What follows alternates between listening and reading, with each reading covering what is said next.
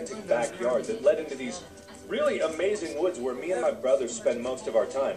I mean, if we weren't on the computer, we were out in the woods playing in the creek, picking up tadpoles, cutting vines, swinging on them. I mean, we really bonded together over those woods, and that's one of the things that I miss most about that house.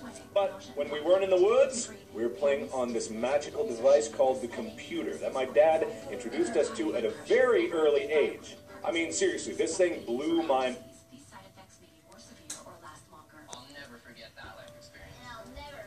mind at the time because I could not imagine ever living without it.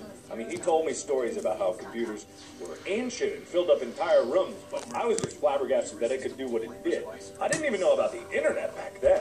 There were a few games on the computer, but the real experience that I got from gaming came from the Super Nintendo system that my brother got for Christmas. I mean, this thing was the reason that me and my brother are so close today, because we played so many games together with him. That's my brother over on the left. His name is Tom, and that's me on the right. As you can tell, I am still more awesome. But he's a pretty cool guy, and I don't think I'd be who I am today without him.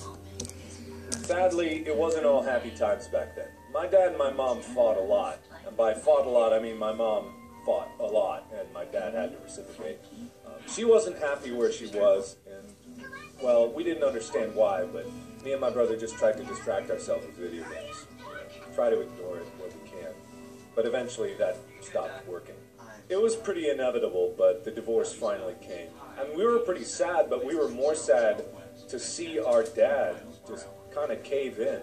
I mean, we were out of money, half the income was gone, so we had to lose the house. We couldn't buy as many games as we had before, so we lost out on a lot of gaming, but at least we got to keep the computer, and that's what really sparked my love of computers and technology.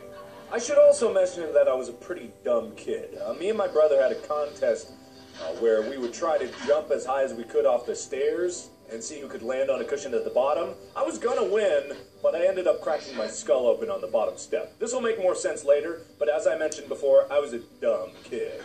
When we moved out of the house, I could no longer go to the private school that we were going to, which was perfectly fine with me because I didn't really care, but it's all that I knew. I didn't even understand what lockers were all about when I went to the new school. I mean, just everything was perfectly foreign to me, and I didn't have an escape, I didn't go to the woods anymore, and I lost pretty much all of my friends and had to start all over. It was a pretty dark time for me because I had no idea what I was doing. But anyway, I made some friends, but I accidentally did something else stupid, and I was having a how far at the monkey bar can you jump contest, and I was gonna win, but I ended up falling on the ground and breaking my arm, like, really badly. You turn that down. That's popping out everywhere. But this is actually a good thing. That's my brother there, shot. But this is a good thing because this led to me finding some friends. If you turn out for instance, last week, I had a cast on my arm. I couldn't do things like sharpen my pencil. So this really awesome guy named Drew decided that he was going to help me. And Drew is a tall redhead, but he was a cool guy anyway. He also got me more into band, which is where I made a bunch more friends. Where I blew his face off with my awesome Eventually, after meeting around for a long time, my dad found someone that we could all agree on. Pretty much the nicest person that we ever met. Her name was Marie. I mean, I agreed with her because she bought us a PlayStation 2, and I was pretty excited at the time. Make math leave. Also, drink milk out of glass, leave milk glass.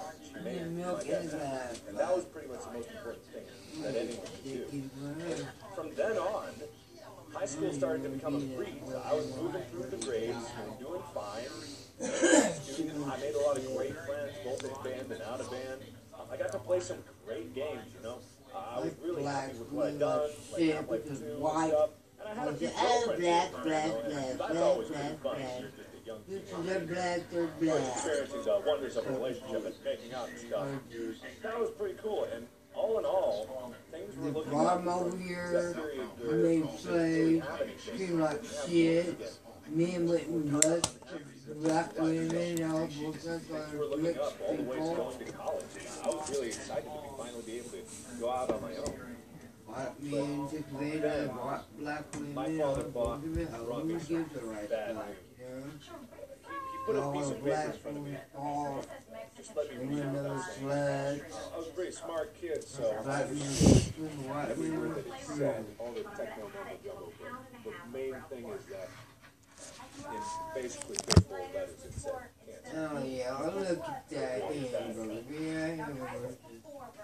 That was a really tough time for me because I kind of lost sight of what I was doing. Everything seemed kind of clear to me before, but right now everything was kind of just getting away from me. I thought I knew exactly what I wanted to do, which was make video games. I wanted to do it. My dad didn't agree with me, but I thought that's what I was going to do. However, I started to realize that games might not work, so I kind of put that off the table and focused on going to engineering. I was originally in civil engineering, but moved into biomedical engineering because they had a medical school program. But that didn't work out either. I didn't want to do that, so I flip-flopped back to engineering again, and then I thought, hey, if I'm going to do what I want to do, I got to do games, and I really couldn't decide what I was going to do with my life. I was kind of at a crossroads and just frustrated. Then, 1 year later, we were all home for summer, and my dad was getting pretty bad with cancer. He wasn't himself anymore. No, But one morning, man. we were all woken up by my stepmom, Dee, screaming. Newer plastic And we went gloves. downstairs to see that my dad was dying. She's got rings The on. last words that he said to me, That's so stupid. I love you. She's got her fucking real good rings on and she's mixing up. I held my dad's hand. I don't know, I think you are. Rich people are fucking so retarded.